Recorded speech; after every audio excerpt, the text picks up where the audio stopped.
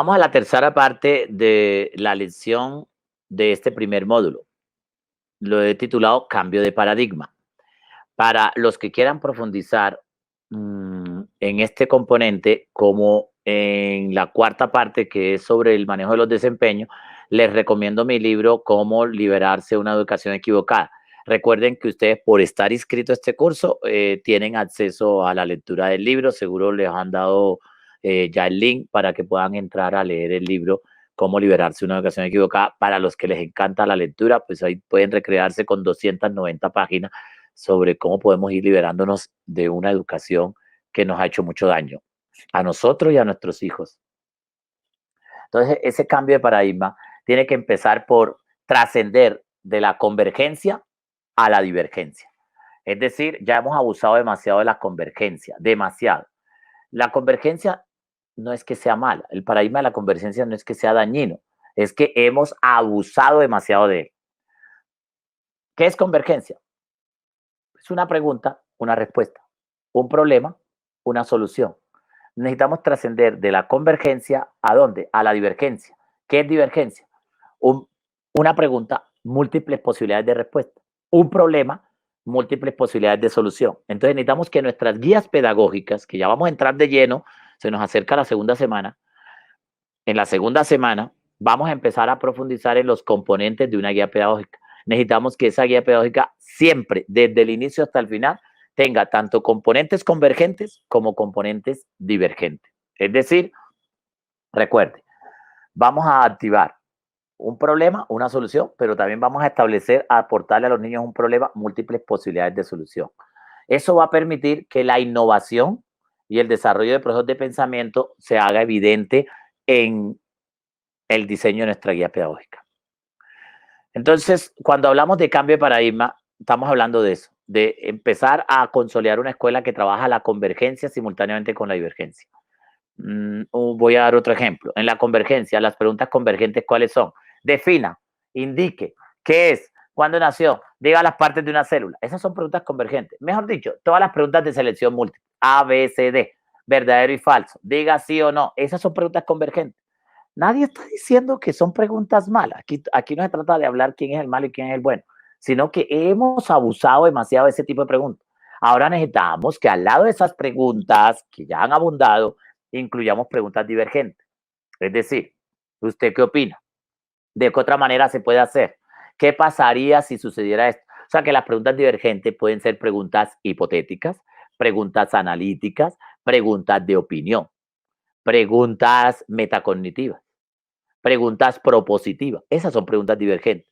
En cambio, las preguntas convergentes son fundamentalmente preguntas literales o preguntas descriptivas.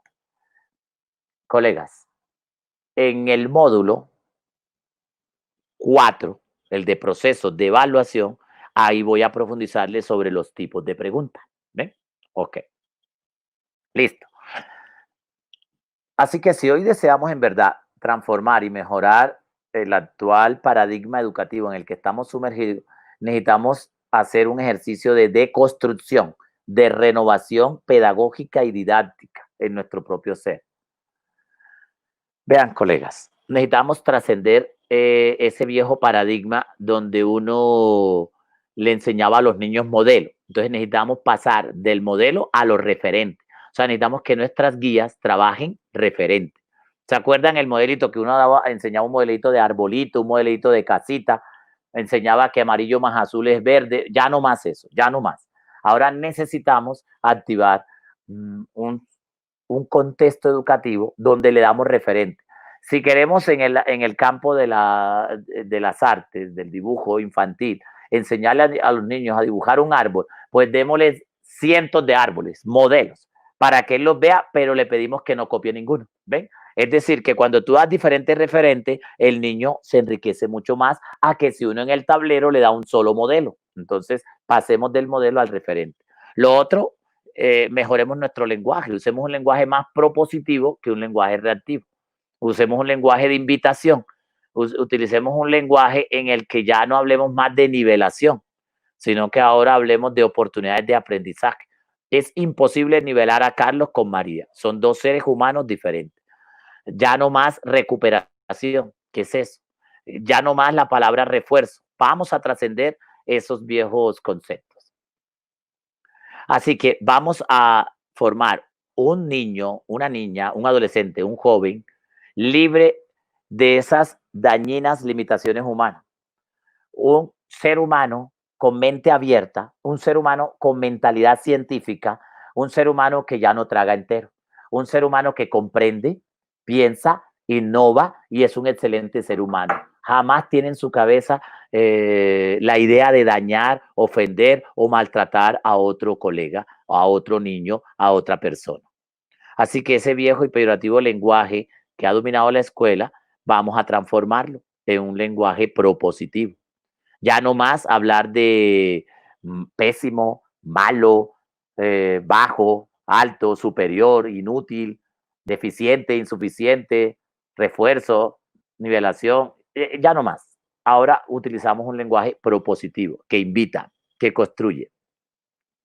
Entonces, colega, más allá del concepto que tenemos metido en la cabeza sobre enseñar, vamos a meternos más bien el concepto de ambiente y clima escolar. O sea, que hoy enseñamos menos y nos dedicamos más a crear ambientes y climas de aprendizaje, de pensamiento, de debate, de interacción y de creación. Quiere decir que si de verdad queremos cambiar el paradigma, necesitamos crear un ambiente donde el niño ve la necesidad de aprender. Es decir, por eso se va a interesar. Si creamos la necesidad, nuestros niños van a aprender, se van a interesar. ¿Qué sucede? Nos han enseñado que equivocarnos es malo. No. Bueno, ¿se acuerdan cuando se burlaron de Humberto Maturana? Cuando perdió un partido y los periodistas lo acosaron. Y bueno, después de tanto acoso, él dijo, vea, perder es ganar. Oh, y eso hubo en las redes sociales y por todos lados que se la montaron al pobre Humberto Maturana. ¿Y qué no le dijeron? A Maturana, perdón. Y a Maturana le decían que cómo se le ocurría decir eso, que era mediocre. No, hoy ya hemos entendido que efectivamente cuando uno pierde también puede ganar. Sobre todo si uno pierde, reflexiona y analiza y comprende por qué fue que perdimos. No vamos a volver a perder, por lo menos por eso. Vea, uno tiene que aprender no solo de los colegas que hacen muy bien las cosas, hay que aprender también de los colegas que hacen mal las cosas. Si yo me entero por ahí que un colega ya se va a retirar, y bueno, no sé, no se va a retirar, lo van a retirar, como lo vi en una ocasión en un colegio que trabajaba en el norte de Bogotá. Mejor dicho, los niños no lo querían, los padres de familia no lo querían, imagínense. Y los colegas, compañeros de él, tampoco era que lo querían mucho. Así que yo le invité a tomar un café y le dije, vea, profe, cuénteme, antes de que usted se vaya, ¿cómo es que usted da una clase? ¿Usted cómo concibe un taller? ¿Cómo haces tus guías? Y él me empezó a contar. Me quedó claro lo que no había que hacer. También se aprende de la gente que hace mal las cosas. Y también hay que hablar con la gente que hace muy bien las cosas. Vea, voy a leerles una cita de un libro que se llama Cosas no aburridas para ser muy feliz. Dice esto.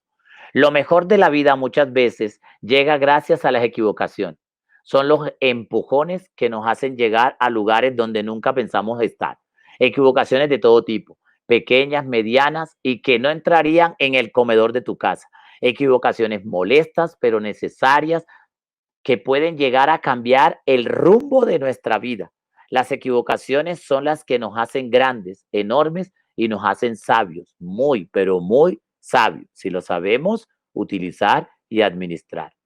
Así que esto tiene que ver con que si un niño se nos equivocó en la guía pedagógica, hombre, es una oportunidad de aprendizaje para él y para nosotros. Vamos a orientarlo, vamos a indicarle por qué lo hizo mal, vamos a darle un ejemplo de cómo lo puede hacer mejor y lo invitamos a que lo vuelva a hacer. Eso es vivir la pedagogía del error. Ok, entonces en el diseño de una guía pedagógica vamos a evitar también cometer tantos errores. Los invito a que la revisen mínimo por lo menos 3 veces. Mire, uno no se da cuenta, uno empieza a escribir, me ha pasado muchas veces y a uno se le va el dedito y se traga una I, una E, una letra y entonces eso no se ve tan agradable.